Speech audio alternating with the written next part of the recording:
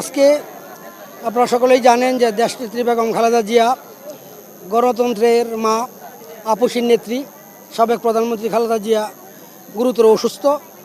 আজকে এই যে উদ্যোগ, সেটা হলো যে আমরা সকলে মিলে বিএনপির নেতৃবৃন্দ, জাতীয়তাবাদী মনা ব্যক্তিবর্গ এবং আমার পরিবার সহ সকলেই মিলে আমরা একটা উদ্যোগ নিয়েছি যে আমরা দেশনেত্রী বেগম খালেদা জিয়ার রোগ মুক্তি কামনায় আমরা 1000 হাফেজ এবং শিক্ষার্থী, যারা কোরআন শিক্ষার্থী, যারা অনাগত হাফেজ, তাদের সমন্বয়ে আমরা 1000 হাফেজ এবং শিক্ষার্থীর সমন্বয়ে আমরা যে কাজটি করতে যাচ্ছি সেটি হলো 100 খতম, কোরআন খতম আমরা করাবো। গড়ে 10 জন, মানে হিসাবটা দাঁড়ায় আর কি, ঠিক আছে, যে আমরা যাতে 100 কোরআন খতম করতে পারি। এবং এটা আমরা এখানে যদি সময়ের মধ্যে শেষ না হয়, আমরা মাদ্রাসায় গিয়ে হলেও সেটা আমরা কমপ্লিট করবো আজকের মধ্যে। এটা হলো আমাদের মূল টার্গেট আর কি, যে 100 কোরআন খতম।